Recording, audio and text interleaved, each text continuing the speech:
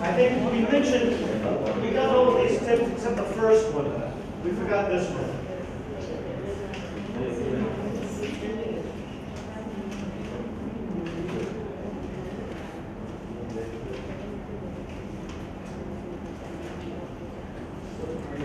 When I'll tell you how I became an English teacher. You want to hear?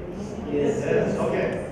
So, my first job as an English teacher, I went as a volunteer English teacher to Czechoslovakia.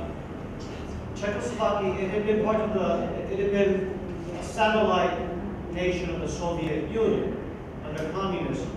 But then in 1990, around then, it broke away from the Soviet Union. Along with Poland, 89, was 89? Fine. And they opened up the borders. And so lots of organizations were going in to help them reform.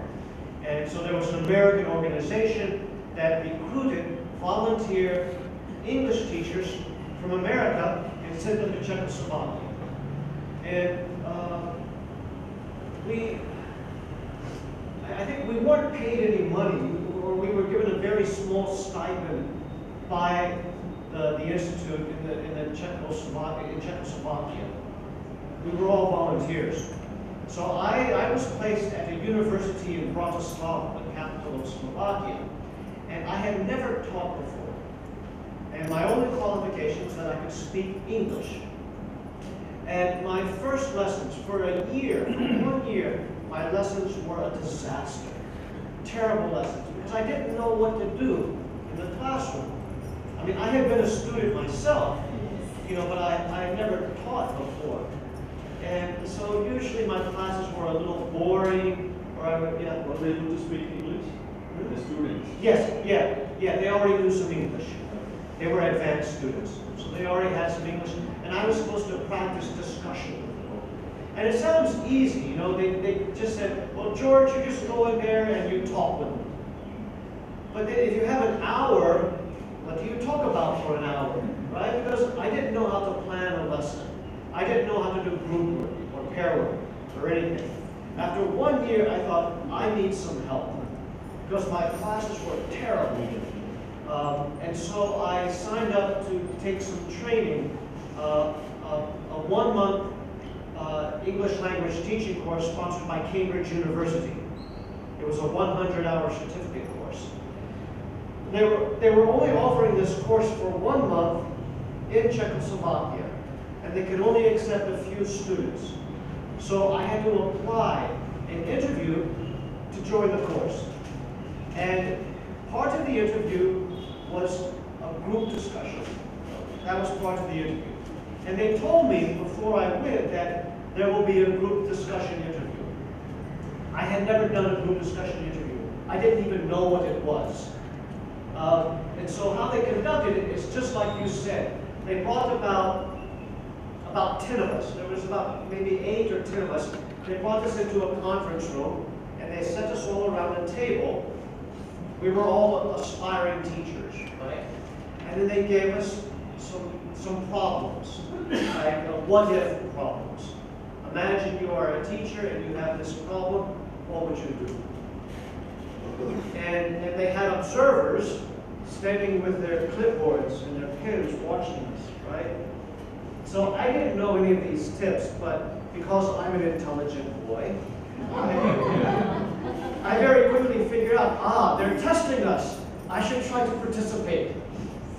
Right? And so you try to be very active and give some clever answers and try to be friendly with other people and not get into arguments like that because they're watching you. And so at the end, I was chosen for the course, and I had the training, and it was excellent training, very good training. And then after that, my classes became much better because we learned just some of those few techniques, pair work, group work, like that. And if you know just a few techniques, your classes can be so much better. And so then after that, I began enjoying teaching more also because I had some idea of what to do in the classroom, and then the students began to enjoy it also.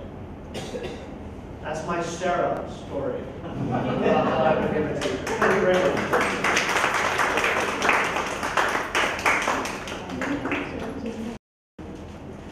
So, how can you practice GD with your students? How will you do that? Do you practice it with your students already? Yeah, because we do it in the lessons. There's a lesson. Yeah, with our lessons. Yeah. And when you do the group discussion, do you only have one group or all the students? Yeah, so like this, you can do it simultaneously. But then it becomes a little bit of management problem, classroom management, because if there's only one teacher, how can you keep track of all the students? We have to. We are used to that. Yeah. Okay, well here's another idea. Here's something you can try. So imagine, and this is in your book, so you can open your handbooks now and find this question.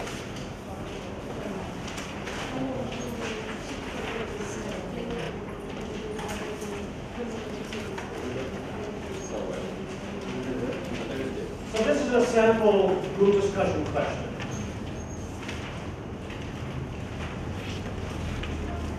We're on the third day now. Day 3. Come to group. There it is. All right, you all got it? So So look over that very quickly and see what the task is. What do you have to do for this situation?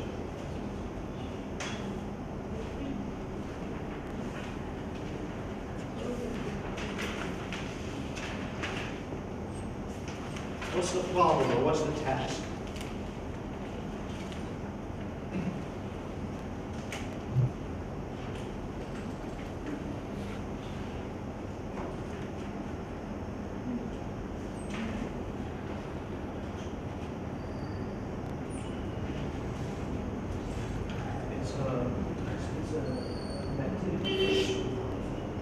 And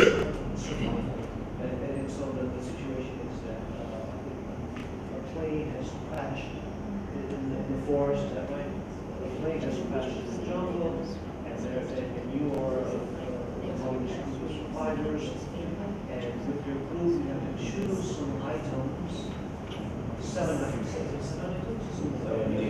Choose some items from this list to help you survive in the jungle. What did it say? 7.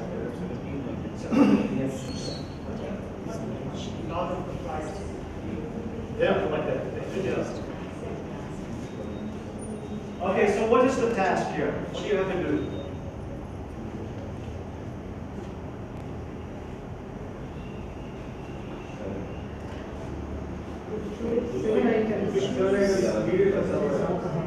Fine. Say it again. To pick 7 items which are needed for survival. That's all. For the next few days. Yeah, for the next few days. So it's a group discussion activity because in your group you have to arrive at a consensus. Okay, we're not going to begin yet. Don't begin yet.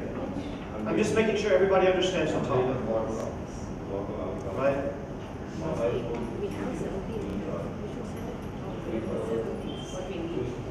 You all understand the topic, right? And then in your group, you have to make one list. Okay, so we're going to try this. We're going to try this now as a group discussion. But I'm going to make new groups, and this will be your topic. And we'll do it keeping all of these tips in mind. And I'll give you the next step. But first, let's count off 1 to 5. 1.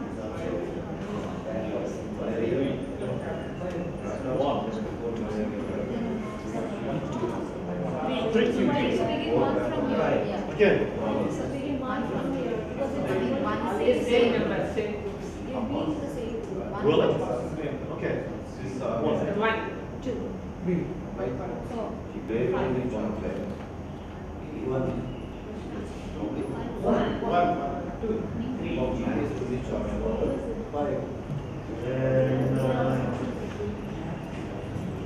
say 1. 6. One, say 1.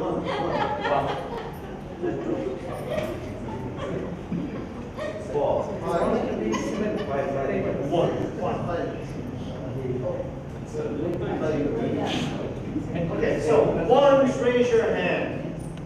Ones. Is it the same group or different? It's a different one. Different? A little different? Okay. So in a minute, not yet, but in a minute, ones, you're going to come here. You can just take your notepad and your, not yet, in a minute. Your notepad and your handbook. Twos, raise your hand. This will be a new group. In a minute, you're going to come here. Threes, raise your hand. Okay, in a minute, you'll come here. 4, raise your hand. 4s, where's the 4? 4, yeah. 4, you'll come here. 5s, raise your hand.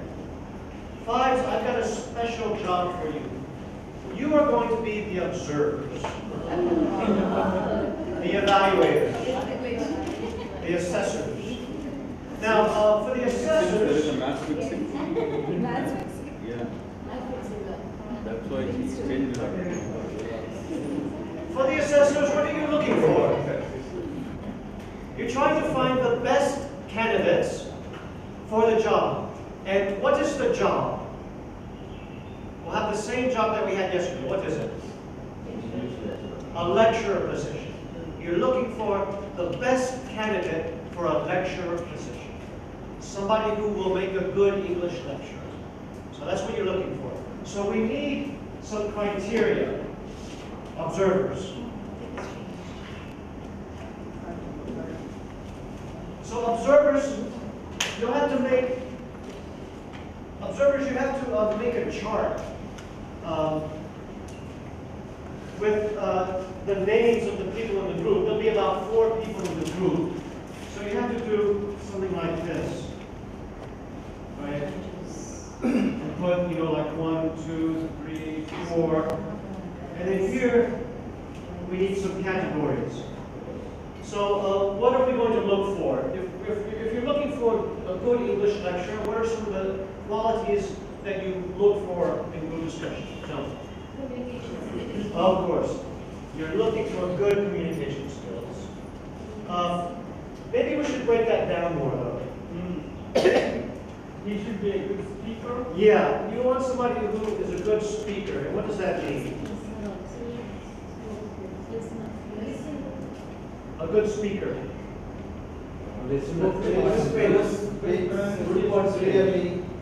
Yeah.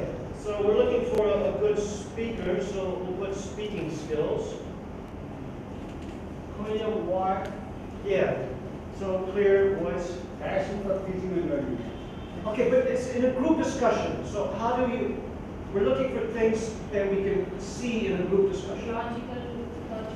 Clarity and expression. Yeah. So you want somebody who also has some logic, or some they're thoughtful, and I would also say creative. Can we have just one more category? What else do we look for teachers? Time. Time management. Can we add listening? Yes, Because a teacher should also be listening to the Yes. students. So you're also looking for listening skills. Who demands the salary? What's that? Who demands the lowest salary? Okay. Also, who demands the lowest? That's also criteria for the beginning. Okay, who are the observers? Raise your hands. Observers, can you make a chart like this on a piece of paper? It's already. You got it? Yeah. You got it? Observer, you got it? Not that. Fine. Yeah, but it has to be big enough. You're the observer? Yeah. Somebody help to make a chart? No, I'll point you to the group. Sir, normally marks are divided. So let's just, how about if you put like just, I don't know, you make your own system. You make a range of 1 to 5. Yeah, something like a range of 1 to 5. 5 marks is 5 maximum. 5 Five marks for each. Yes. Totally 20. Just 1 to 5 for each thing. So here, if I'm watching this person, you can just write numbers. Yeah, just 1 to 5. It doesn't have to total anything. So here, I think he has excellent speaking skills, I give him a 5. But he has no logic at all, I give him a 0 or a 1. Okay, that's all. So, we're not doing this very strictly. Just as a demonstration. Okay?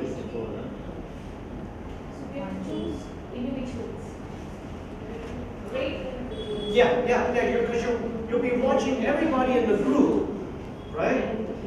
So rate each and every person. Yes, yeah, you have to watch everybody in the group. So it takes a lot of concentration, a lot of focus. Because everybody will be talking, and you'll stand here and you'll see who is listening well, who is speaking well, and you try to make some marks while they're doing the GD. Okay? All right, so observers, can you stand up and come stand here? Observers, with your notepad and your pen.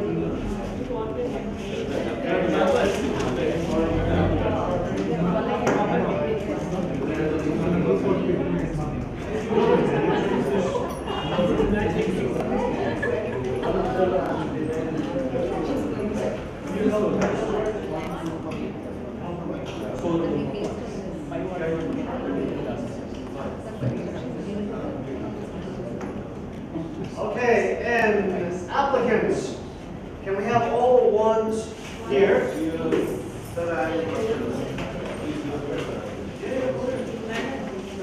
Twos, come here. Threes, come here. Four, come here.